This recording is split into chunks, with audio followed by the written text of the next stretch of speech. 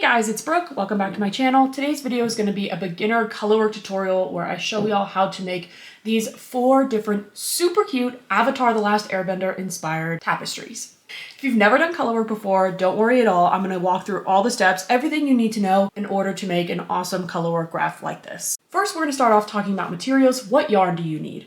For me, I'm using the Premier Anti-Pilling Everyday Worsted Weight yarn with loops and threads impeccable yarn for my green because I'm going to be making the Earth Kingdom tapestry today. The fun thing about tapestries is that it doesn't really matter what kind of yarn you use, it's just going to determine the size of your graph. So if you work this graph up with a chunky, super huge yarn, the graph's going to be giant. And if you work it up using embroidery thread, it's going to be tiny. So it's completely up to you.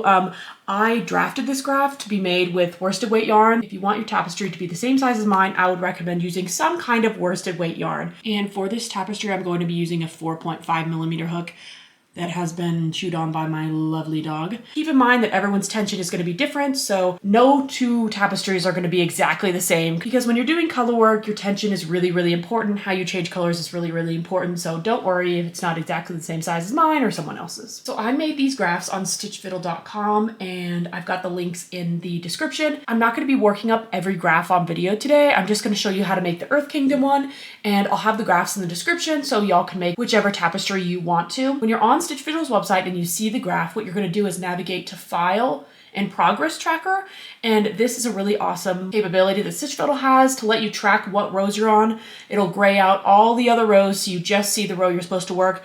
I really recommend doing it this way. A lot of people also like to print out their graphs and highlight or mark off the rows they're on. That's really awesome too, just whatever works for you. So now let's talk about reading the graph. The graph is going to be read differently for righties and lefties, so I'm going to read out both rules now. So for left-handed crocheters, the odd rows of this graph are going to be the wrong side of your work, and the even rows are going to be the right side. For right-handed crocheters, the even rows are going to be the wrong side of your work, and the odd rows are going to be the right side of your work. Now, I'll explain what right and wrong side means as we keep going, but this is just something to keep in mind, because if you mess up your right and your wrong side of the work, it will completely mess up your graph. So along with those colorwork rules for right and wrong side, I also want to mention which way you'll be reading the graph directionally. So for lefties, on odd rows, you'll be working the graph from left to right, and on even rows, you'll be working from right to left. For righties, on odd rows, you'll be working the graph from right to left, and on even rows, you'll be working the graph from left to right. So now that we know which rows are right side and which rows are wrong side, now that we know how to track our progress on Stitch Fiddle, we're ready to get started. So I'm going to put away my green for now because I'm not going to need it yet.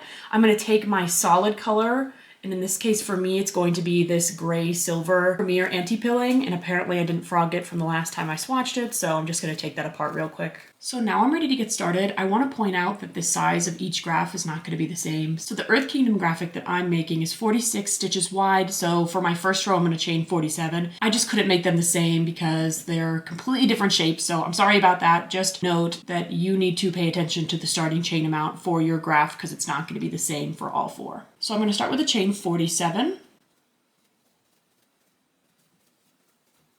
All right, so I've got my super long chain 47 right here. Now all I'm going to do for row 1 is turn my work and single crochet down the entire chain.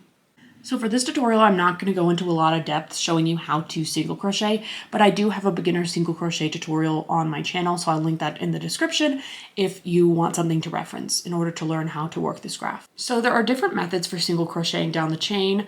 When you look at the chain, you'll see V's like this all the way across, and when you look at the back, there are these little bumps. What I like to do is go through those back bumps like so, because I believe it ends up with a cleaner look. You could do anything you want, it doesn't really matter, honestly. Just single crochet across the entire row. All right, now I'm going to turn my work and just single crochet all the way across in these back bumps.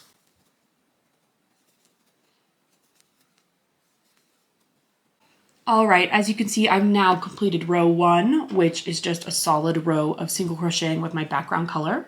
Now I'm ready to start row 2. So in lots of crochet tutorials, you'll see that they recommend you chain 1 and turn your work.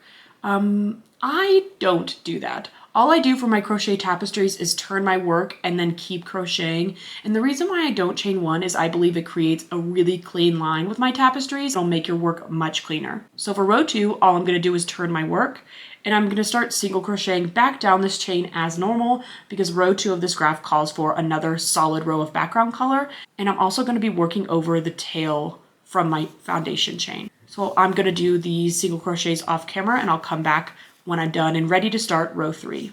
All right, as you can see, I've just finished row 2 of this graph, and now I'm getting ready to start row 3, which is going to be the first row of color work. Now, if you're a beginner, when you start this next row, row 3, I highly recommend putting a stitch marker in the first stitch of your row, going all the way to the end and putting a stitch marker in the last stitch of your row, because this will just help you keep track of your stitch count and make sure you're not accidentally gaining or losing stitches as you work this tapestry. So to start row 3, I'm just going to turn my work and get ready to get started. Now, as a lefty, row 3 is my first row of color work, and it's an odd row. And because it's an odd row, that means it's going to be my wrong side of my work. So when I add a color, I'll keep the tails of my yarn on this side of my work because this is the wrong side, because I want the even rows to be the right side and to be really nice looking. Now, because I'm a lefty and this is an odd row, I'm going to be working this row from left to right. So I'm going to start off with 2 normal single crochets. There's number 1. And for number 2, I'm going to put my work down and I'm going to grab my secondary color. And now that I've got my next color ready, I'm going to start this single crochet as normal. I'm going to insert my hook, I'm going to yarn over, I'm going to pull through, and now I'm ready to grab my secondary color. Now, because I'm a lefty, the odd rows are going to be the wrong side of my work. So I'm going to put this tail in front of me and just pinch it with my thumb there. And then I'm going to pick up this next color and I'm going to leave a few inches of slack in order to weave it in. And I'm also going to put this tail on the front of my work because, again, this is the odd side. And now all I'm going to do is yarn over with that green and pull it through these 2 loops. And that's how you change colors. So now, as you can see, this stitch is pretty loose. So what I'm going to do is give these 2 yarn ends a quick tug, and you'll see that the stitch tightens down pretty nicely. So now I'm going to work a bunch of green stitches as normal, and this is where you need to decide what kind of color work you want to do. So there's 2 different ways to work color work with your excess yarn that's not being used at the moment. There's something called floating, and there's something called working over your yarn. So working over your yarn is exactly what you'd expect. It's just continuing to do your single crochets and keeping that gray silver background color in every single stitch so that you work over it, like so. This is a really clean way to do color work so that you can't see any loose ends hanging on the other side, but sometimes it doesn't work depending on the colors you choose. Sometimes, for example, you'll have 2 completely opposite colors, like a black and a white, and you'll be able to see the white through the black. So sometimes people don't want to work over their colors like this. So the other method is called floating. So with floating, what you're going to do is drop the color you're not using, keep working with your color you're working on right now, and every few stitches, you're going to pick this color back up by single crocheting over it, and then you'll drop it again, keep going, and then you'll work over it once more. So this is what floating looks like. These are called floats. You're basically just picking up and dropping your yarn over and over again. This makes it really clean on the front side of your work, so you won't see that non-used color through your stitches, but it does make the back of your work pretty messy because you've got these floats hanging, and if your tension isn't perfect, you could end up pulling your float too tight and cinching your work and messing with the texture. So for this tutorial, I'm going to show you both ways moving forward, a few rows of floating, a few rows of working over your yarn, just so you can see different ways and decide from there. Now, because I'm doing a lot of green stitches, I'm going to start off by floating my yarn. I generally like to float when I'm doing big sections of one of my colors. I'm not sure why, honestly, I just do. So I'm going to do that here. So now that we've changed colors, we need to keep going with our single crochets. So I'm going to do my next stitch as normal. Sometimes when you're changing colors, it can be hard to see the next stitch. So I recommend looking from the top and you can find your next stitch here. So now I'm going to single crochet through the next stitch as normal. Insert my hook, yarn over, pull through, yarn over, pull through too. Now for this first row of color work, I need to do 19 dark green stitches. So I'm going to start working those and I'm going to float my gray yarn in the background. So all I'm going to do is put my gray yarn at the bottom, so I'm not working over it, but I'm going to keep my green near the top where I'm working through my stitches, just so I can work over it as I go. I'm going to look at the top to identify my next stitch that I need to go through, and I'm going to start single crocheting as normal. Now, when you're floating, it's recommended to do a float, aka pick up your work, every 5 stitches. So I've done 3 stitches so far. I'm going to do my 4th. And now I'm about to start my 5th, which means I need to float this yarn. So I'm just going to pick it up, place it over the next stitch I'm going to work. And keep in mind, you want to make sure you've got some slack. You want to be able to fit your finger in there, or else you're going to be pulling your work too tight. So I'm going to work over this yarn along with my green in a single crochet, and that's my first float. Now I'm going to drop my gray yarn again, pick up my green, and do my next 5. 1, 2, 3, 4, and now I'm going to start my 5th stitch, which means I need to pick this gray back up. I'm going to put it in front of the stitch that I'm about to work, and I'm going to work over it again. And here are our first 2 floats done. Now I do want to pause here and talk about tension. It's really easy when you're changing colors to accidentally pull your stitches too tight and cinch your work, or to make it too loose. I usually do the former because I want my color change to look really seamless. So it is normal when you're doing a colorwork tapestry to have it maybe get a little smaller as you go. That's why I really recommend blocking it at the end, so you can kind of give those stitches some space to breathe and stretch it back out to its true shape. But that's just something to keep in mind. As you do color work, you'll get better at maintaining your tension, but if you're a beginner, don't worry if you see some tightness to your stitches. Just keep in mind to relax and let your stitches breathe a little bit, and you won't have that issue. All right, at this point, I've got 9 stitches left to go, so I'm going to keep going and do my floats, and then I'll come back and show you how to change colors back to the silver. I've got 1 more stitch to go before I change to my silver. So what I'm going to do is, in this last green stitch, I'm going to work over my yarn and I'm going to change colors. So what I'm going to do is I'm going to float it as normal. So I'm going to put my yarn in front of my stitch. I'm going to give it some slack and start the single crochet. Now I've completed my float, but now I need to change colors. So again, because this is an odd row and I'm a lefty, this is the wrong side of my work, so I need to put my green yarn on this side, pin it down, and I'm going to pick up my gray yarn, and I'm going to finish this stitch with my gray yarn by yarning over and pulling through 2. And that is another color change. Now as you can see again, the stitch is a little loose, so I'm going to just give it a nice little tug to pull it tight, and now I've changed colors back to my gray. Now I've got only 2 stitches of gray, so I'm going to show you how to do that and show you how to change colors back to the green. So the first stitch we're going to work as normal. And the second stitch we're going to change colors. So when you're changing colors only over like 2 or 3 stitches, I could float it here, but I don't really have to because they're so close anyway. So I'm going to show you another alternative. Another alternative is to just start your transition stitch as normal. So I'm going to single crochet. And now I'm going to place my yarn in front of my work because this is the wrong side. Pick up my green again, and I'm just going to finish that stitch. When you do this, you want to make sure you have some slack so you're not pulling too tight. And this is what it looks like when you don't float your work, when you're only changing over a few stitches. I just don't think it's really necessary to float when you've only got 2 stitches to change, but if that's too difficult for you, feel free to float it anyway.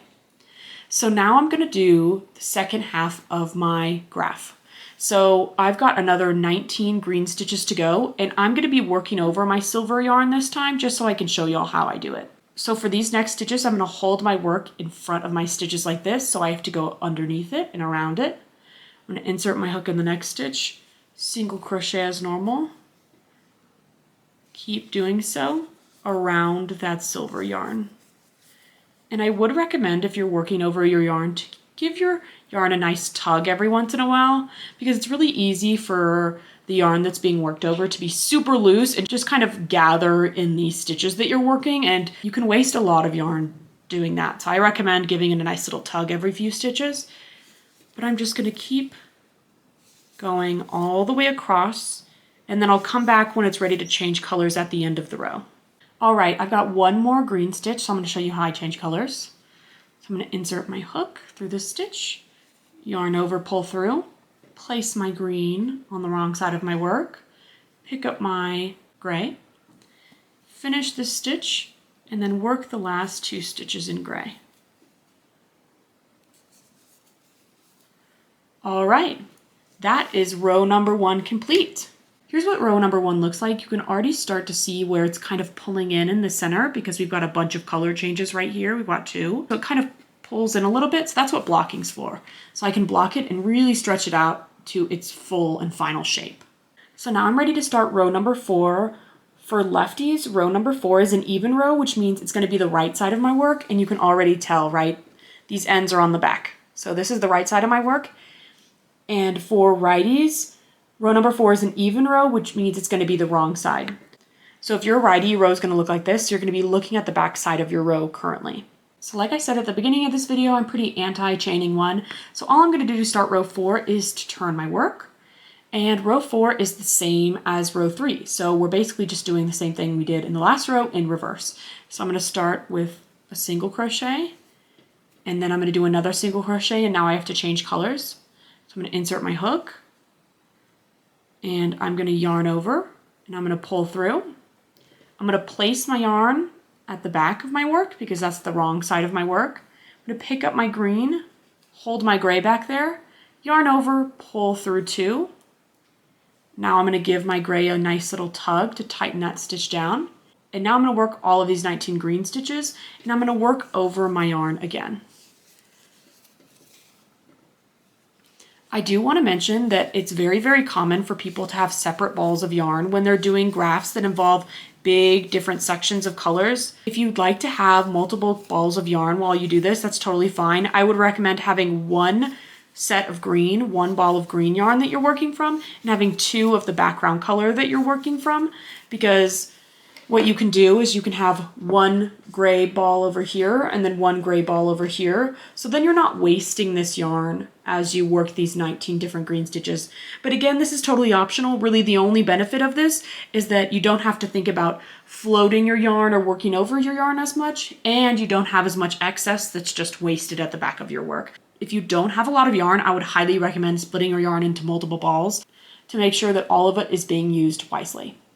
So now I've only got 1 more green stitch, which means it's time for me to set up to change colors. So I'm going to insert my hook, yarn over, pull through with my green, put my green yarn at the wrong side of my work, at the back of my work, pick up my gray, yarn over, pull through 2, single crochet 1, get ready for my next color change, insert my hook, and now I'm going to kind of work over this green yarn, yarn over, pull through, put down my gray, pick up my green, yarn over, pull through 2, and now I'm ready to start floating on this side.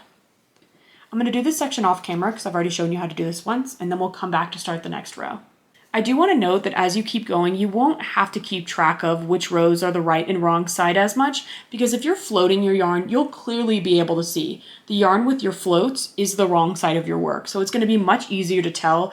In the first few rows, you do really want to pay attention to if you're on an even or an odd row, because that's really, really important. But as you keep going, it'll be easier and you won't have to pay attention as much to the numbers. The only reason you'll have to pay attention to the numbers is to know which direction you're supposed to read. Now I'm going to start row 5, so I'm going to turn my work, and now on the graph I'm going to be reading left to right as a lefty, and as a righty I'm going to be reading the graph from right to left.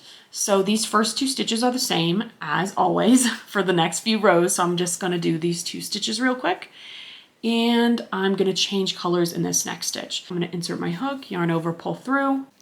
So I'm going to pin my gray yarn to the wrong side of my work. I'm going to pick up this green, and I'm going to finish this stitch with my green. I'm going to work this stitch as normal. And this row is where things start to get interesting. Before, right, we had our 19 stitches across, and now we don't have that. Now we're only working 4 stitches before we change colors again. So what I'm going to do is float on the 4th stitch, aka my color changing stitch. So I'm just going to leave this gray down. I've done 1 single crochet, 2 single crochets, 3 single crochets, and now I'm going to do my 4th. So I'm going to put my yarn in place for me to float it. And I'm also going to have to change colors here. I'm going to insert my hook over my gray yarn, yarn over, pull through, put my green yarn on the wrong side of my work, pick up my gray, yarn over, pull through 2. Now I've got 15 stitches of gray, so I'm gonna float my green just like I floated my gray in the previous rows. I'm gonna start doing these stitches. I do want to say it gets easier to know when you're supposed to float. The first row you do your floats, I would recommend counting, but then as you keep going, all you need to do is make sure your floats match from the previous row. As you can see, this stitch, I floated 2 rows of gray and a green, so I'm just going to keep going. And now I don't count. I just wait until I hit another float, and I'll float my unused color to match. And now I need to change colors to my green. I've got 1 more gray stitch. I'm going to insert my hook, yarn over, pull through, put my gray down, pick up my green, yarn over, pull through 2. Got 2 green stitches. Insert my hook, yarn over, pull through, put my scrap yarn down, pick up my gray, yarn over, pull through 2, do my 2 gray stitches, put my gray down, pick up my green, yarn over, pull through, do my 2 green stitches, and now I need to change colors again. So I'm going to yarn over, pull through, put my green down, pick up my gray, yarn over, pull through 2, and then do 15 more stitches of my gray. All right, now I've got 1 more gray stitch to do, so I'm going to get ready to change colors. I'm going to put my gray down, pick up my green, yarn over, pull through, and I'm going to work these next 4 stitches as normal. And on the 4th stitch, I'm going to get ready to change colors again. Pick up my gray, and then do these last 2 stitches like normal. All right, and that is a completed row number 5. If you want more detail on how to change colors, I do have a colorwork for beginners tutorial for both righties and lefties on my channel, so I'll link that here so you can check it out if you want to see more detail about colorwork. At this point, it's just kind of the same technique of changing colors when you need to, but each row is going to be a little bit different now, and at this point in the graph, we also lose the symmetry factor, so keep that in mind. So at this point, it does become very important for you to know which row you're on. As you can see, I've done a bunch of rows off camera. I started the swirl at the center of the design, and I just wanted to come back and work a couple of these rows on camera because this is where it gets pretty complicated, I would say. So I am about to start row 23, which is an odd row. So for lefties, it's wrong side facing you, and for righties, it's right side facing you. And for lefties, I'm reading left to right, and for righties, I'm reading right to left. So I'm gonna do my border of gray, and now I'm gonna change colors to my green. And now I'm gonna change back to my gray.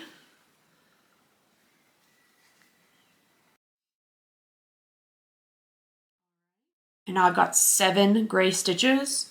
1, 2, 3, 4, and I'm going to float this on my 5th stitch. 5, 6, and now I'm going to change colors on 7.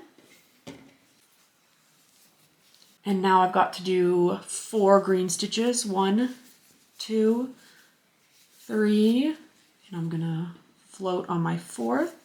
And then also change colors. I've got to do 2 gray stitches, 1, and now I change colors on the 2nd one. There's 2, and now I have to do 4 more green, 1, 2, 3, and now I'm going to change colors on my 4th. And now I have to do 4 white stitches, 1, 2, 3, change colors on my 4th, 2 green stitches, change colors to my gray again,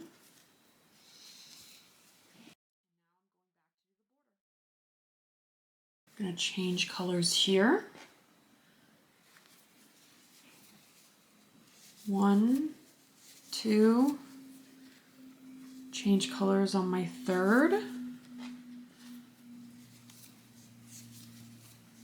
and then crochet till the end. All right, and that is row 23 complete. It's really easy when you're doing color work for your 2 strands to get pretty tangled, so an easy practice is in between each row untangling them, or another strategy that a lot of people like to do is, say when you do odd rows, you're always flipping your green over your gray, and so it's constantly twisting this way. What you can do is when you work the next row the opposite way, you can twist them the opposite way. So you can put the green under the gray and it will slowly untwist them. So both are options. I don't really like to have to keep track which way I need to twist my yarn in order to untwist it. So usually at the end of each row, I just untwist my 2 skeins. I just think it's a little easier, but it's completely up to you. So you can see our swirl is starting to take shape. I'm gonna do the rest of these rows off camera and come back now that I've shown you how I do some of the more difficult rows. Now I'm just gonna keep doing rows, following my graph rules, changing colors when I need to, and I'll be back when it's done. All right, it's been a few hours and this is what the finished tapestry looks like. At this point, I plan on adding a little border to mine. If you don't want to, feel free to just go ahead and skip to the section on adding it to a dowel. But if you would like to see how to add a border, I'm gonna show y'all how to do that now. So I plan on adding my border in my contrasting color, my green color, and what I would recommend if you plan on doing this is to first start off by doing a full border all the way around of your background color, because it'll make your contrasting border, it'll look so much more seamless if you do that instead of just going directly in with your contrasting color. So I've just finished my last row here. So I'm gonna put my hook back in, and all I'm gonna do is a single crochet border all the way around, putting 2 single crochets in every single corner stitch. So I just finished 1 single crochet in this corner stitch, so I'm gonna add another. And now I'm gonna start working all the way down. When you look at the edge of your work, you'll see you've got these little bumps, right? Which is where you've turned, and you've got a space to the left and to the right of the bump. So you're gonna put a stitch in each of those spaces. So I've just worked my 2 stitches in the corner, so now I need to put a stitch to the right of that bump, and that finishes the first row. Now I'm on the second row. We've got a space here and a space here. I'm gonna put 1 single crochet in each, so I'm gonna start single crocheting here. And now I'm gonna put a single crochet in that second space.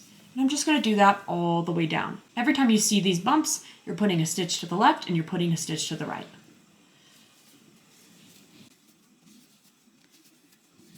All right, I just single crocheted all the way down my border, and now I'm nearing the end, so I'm just gonna show y'all what I'm gonna do here. So I've gotta put a single crochet in this space. So now I've got my last bump, which means I'm gonna put a single crochet right here, and then I'm gonna put 2 single crochets right here because that's gonna be my corner stitch.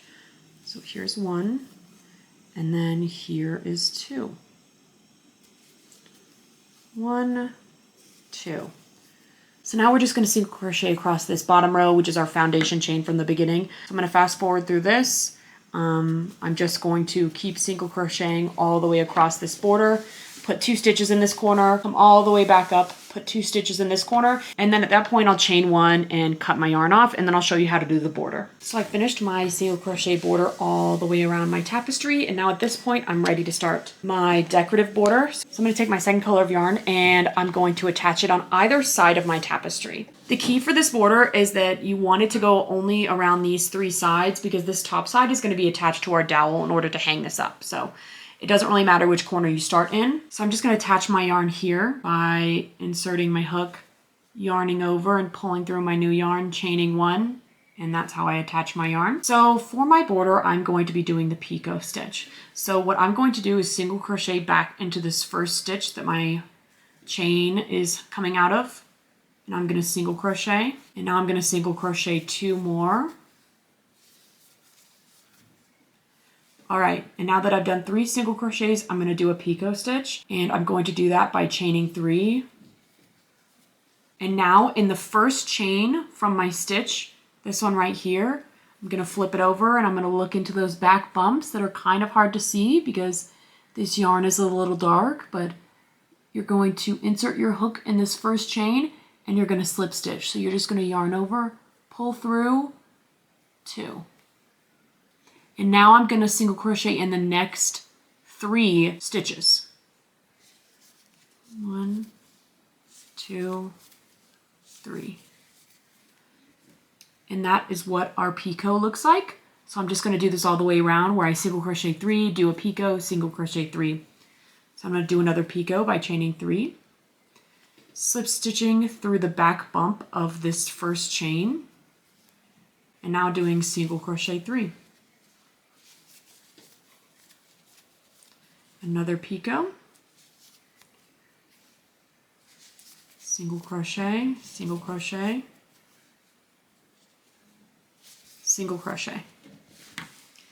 So you can see this is what the border is going to look like as you do it all the way around. I'm just going to do this all the way across my project, down this side, across this side, up this side.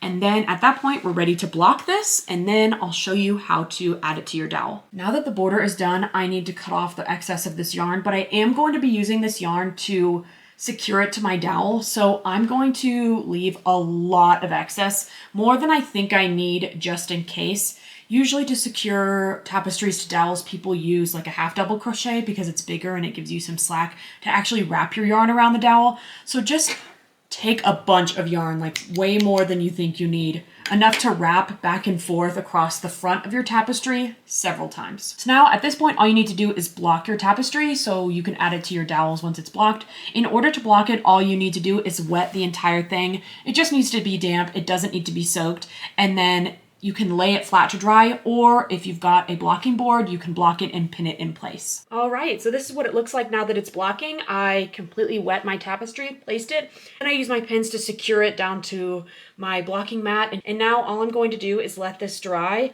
and at that point, I'll come back and show y'all how to add a dowel to it. So 24 hours later, and this is what we're left with. It's now completely dry, and I can take the pins out, and it's going to stay in its shape. So now let's talk about how you can hang up your tapestry. There are a couple different ways people like to hang their tapestries. Number one is kind of an easy method, which is using chopsticks. If you get takeout very often and you keep the chopsticks because you don't know when you're going to use it again, you can use it to hang up tapestries. Now, depending on what yarn you use, your tapestry might be too big to use chopsticks. So mine, for example, is too big. So in that case, you're going to use dowels. You can get dowels of a varying size at your local craft stores like Michael's, Joann's, I believe. And then you can also buy them on Amazon in big packs. But I'm going to show you another way that I think is a little better. So what you're going to do is you're going to drive yourself to your local hardware store, maybe Ace Hardware, Lowe's, Home Depot, and you're gonna go into the aisle where they keep their wooden dowels. And basically they sell these giant, like 4-foot, I believe, wooden dowels for like $2. And when you buy these, you can cut them into the exact length you want. That's why I don't really like buying dowels on Amazon, because even though they have the measurements, you never know if you're gonna like how long it is. So I like that I can buy these ginormous dowels from Home Depot and just cut them into the length I want. But yeah, this is just the method I choose because I've used these dowels before to set up my yarn wall and I really like them. And it's just a little bit cheaper than buying the pack of dowels from Amazon. So unfortunately at this point, I filmed all these clips in half speed, so there is no volume for any of these clips. I'm just going to describe how to actually add your tapestry to the dowel. So the first thing you need to do is measure it. You're just going to place your dowel around your tapestry and decide how much excess you want on either end, and just make it as even as possible really, and just mark this line so that you'll be able to cut it nicely in a minute. So at this point, I'm just going to take my small garden shears and line it up with the line that I've identified. And what I start by doing is rotating it slightly and just putting a small amount of pressure of my garden shears onto that dowel just to create a nice line and a guide for myself. And the more you do it, as you turn it around, you'll increase the pressure slowly and it'll create a really nice cut. If you try to just put your shears right on and cut all the way through, it won't be as nice. So now we're preparing to add our dowel to our tapestry. So we're going to do a half double crochet stitch for this. You're just going to yarn over, insert your hook through that stitch, yarn over around your dowel, pull through, and when you pull through, make sure you have a good amount of slack, and then you're going to yarn over and pull through all 3 stitches. So essentially this is a normal half double crochet, but you're just working around the dowel itself, and it is going to be a little tricky just to get this mastered. So again, yarn over, insert your hook through that stitch, yarn over around your dowel, yarn over, pull through, make sure you've got a good amount of slack there, and yarn over and pull through all 3. And you can see I'm even struggling with this, so it's just a little awkward, so don't worry if it takes you a little while to get the hang of it. So you're going to keep doing this all the way across, just half double crocheting through your stitches around your dowel, through every single stitch all the way until you're finished with your row. Okay, so at this point I've half double crocheted all the way across. My tapestry is now officially on my dowel. Again, I do want to say that you can use whatever stitch you want to attach your dowel to your tapestry. You could do single crochet, double crochet, whatever you want.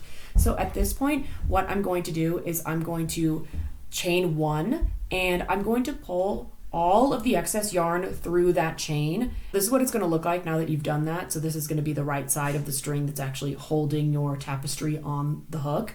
So what I'm going to do is bring the other end to the other side.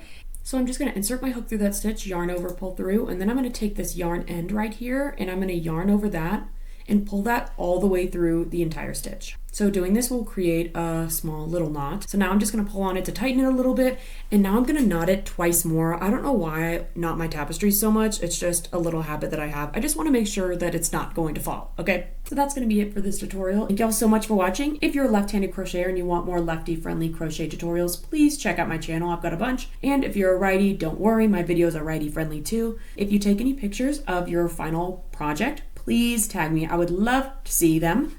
And I hope y'all enjoy your Avatar: The Last Airbender inspired tapestry.